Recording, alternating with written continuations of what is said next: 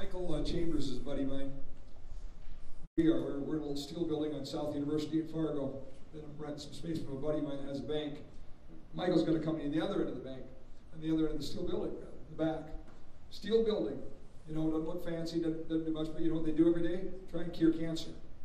And he and I had lunch a month or so ago, talking about, you know, what he's doing, and literally, I'm clueless. Like, he loses me, he's talking genomes and bioscience, and like my eyes are glazing over. But he said, you know what?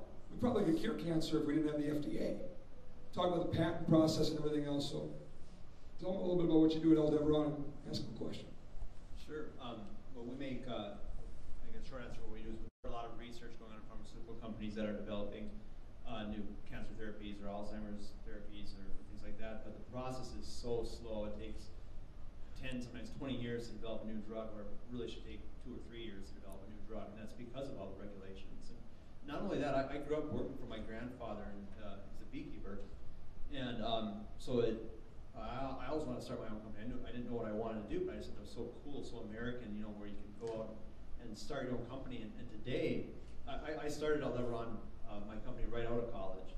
But today, the regulation is to the point where I almost have to get permission from the government to start my company. And you know, we just need to get back to that American exceptionalism where it's good to start companies and people are encouraged to do that and to take risks without the government getting in the way. Yeah, you know, just a question on the FDA, because I do hear this complaint about the FDA all the time, and obviously there's a huge emphasis on safety and not on risk-taking at all.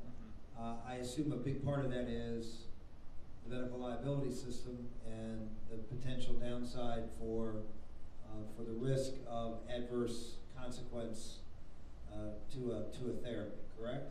Our world has risk, you know, I mean, that's just the way it is. I mean, we're people, there's this myth that we can de-risk everything we can. And the fact is that there are drugs out there that can help millions of people, but, you know, there might be hundreds of people that have adverse effects to those drugs, and we can't stop development of those drugs. If the FDA was the FAA, there wouldn't be a plane in the sky. And they would say, you want to take 100 people, put them in a hollow tube and do what with them? Yeah. You know, and be the big hesitancy on the part of the government, and we see it. You see it really spread throughout. I mean, science has reached beyond where bureaucrats can understand. And look at the EPA. I mean, we have all these regulations, the EPA, that would never have been in place 40 years ago. Why? Because we couldn't measure what we can measure now. And we, you know, it's the broader, the more knowledge you have, and the more you can see these minimal impacts, the more constipated the process gets, because even minimal impacts, you know, get people to stop or get people to impose regulations to drive up the cost of you know, producing things, because, well, you might produce some element of mercury that if someone sits outside your smokestack and eats the dirt from that, you know, from there for, you know, 20 years out of their life, they may get sick. Well, it is absurd, and it is a risk where it's always cost benefit, and we've gotten to the point where we are so consumed with any adverse consequence that we don't do anything, and that's a discussion that we really need to have with the American public. I mean, the public, I don't think has no understanding of how much government is constraining the progress because of really bad science and an aversion to risk. Yeah. First of all, I hope you're getting enough sleep. It's overrated. I have appreciated your commitment to expressing ethics, and certainly a lot of what around the table you heard that come up in various forms. A long time ago, someone coined the phrase that ideas have consequences. And it seems to me that charity is no longer defined as Pat just defined it for us, but charity is you got to take from those who have produced and give it to those who are poor, which has compromised our understanding of personal responsibility, not only for my life, but for my family and my neighbor. And so when I see Social Security, Medicare, and unemployment benefits, those ideas, which are fine maybe in themselves, have had a moral erosion consequence upon our community. For example, I noticed on your website you support passing a balanced budget amendment. If we don't have the ethical integrity in Washington today to fulfill the present Constitution and its amendments, why will another amendment help? And I just like— Does it help here? Our state government's living by its Constitution. I'm saying, my point is, I think there are 48 or 49 states that have a balanced budget amendment to their Constitution. I'm not aware of a single one that violates it. Well, I'm not suggesting that I'm against that. I'm simply saying that the consequences of ideas are, I mean, just even where we're not supporting the Constitution like President Obama's taken of authority this last week. But let me just say this because there's other people who want to talk. The ethics. Every time Bernanke prints more money, or every time the government says we need to protect and sustain programs such as Social Security, Medicare, that we can no longer sustain, we are sinning in this perspective. If I've got $100, Bernanke prints more money, my $100 just became $70. That means the federal government stole from it.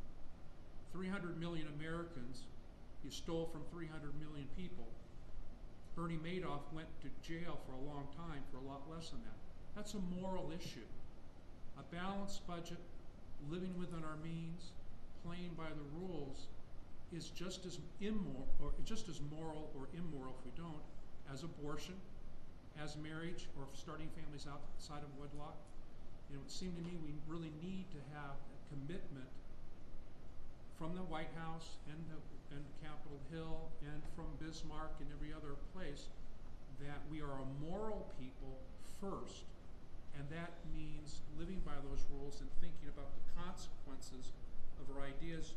Good ideas, Social Security, maybe it was a good idea in the 1930s, but can we really do that without compromising our moral integrity in the future? What I'm going to do, I'm going to just, we're really short on time. Obviously, you always are. We got here a little bit later than we thought we were going to do. Maybe what we'll do is just, if you want to ask a question, throw your hand up. We'll try to quickly do a lightning round. In the radio business, we call it lightning round.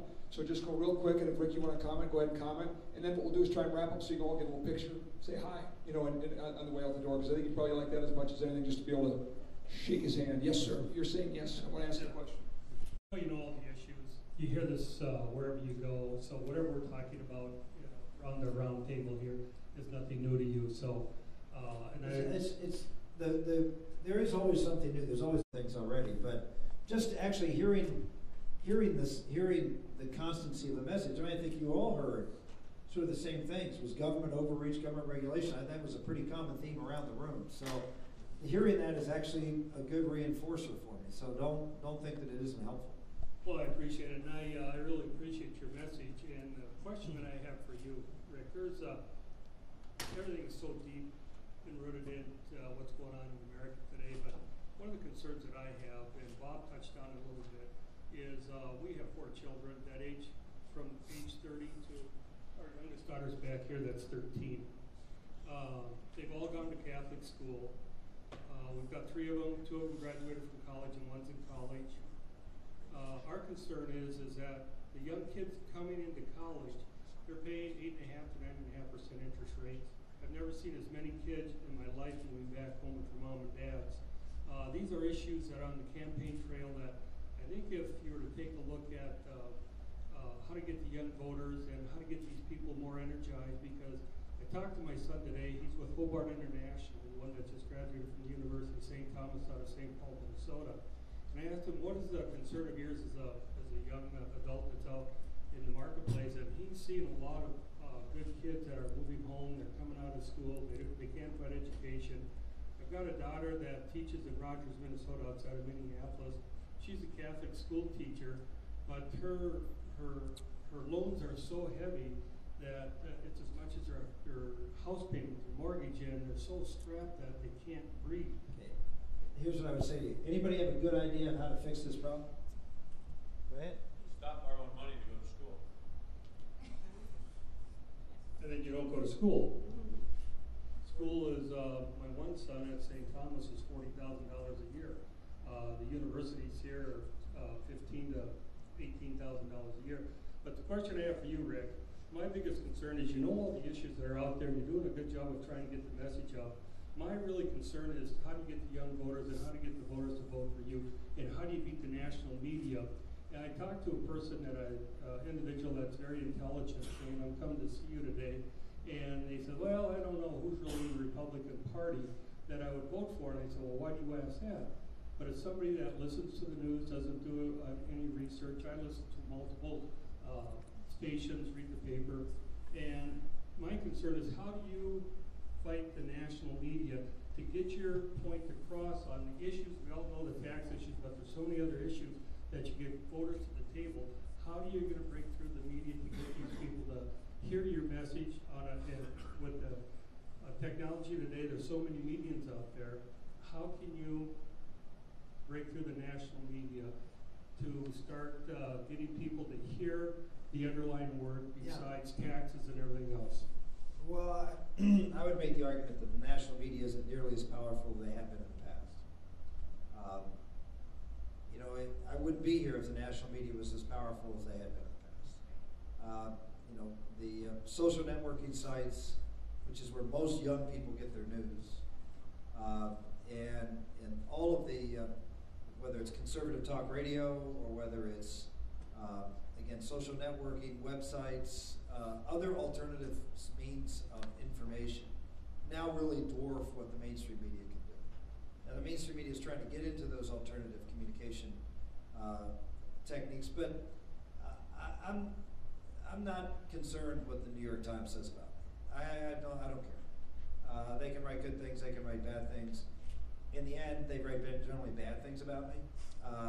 Almost all the mainstream media, if you see them now, they've been, you know, now that I've popped my head out, you think the mainstream media hated George Bush? They will hate me 10 times more than George Bush. Because I'm one of these unapologetic guys. I don't apologize for saying the things that I do, that I believe are true, and that are consistent with the Judeo-Christian values of this country. I'm not going to apologize for it. And they want someone who will apologize. They want someone who will back down and not stand up for their faith and not stand up for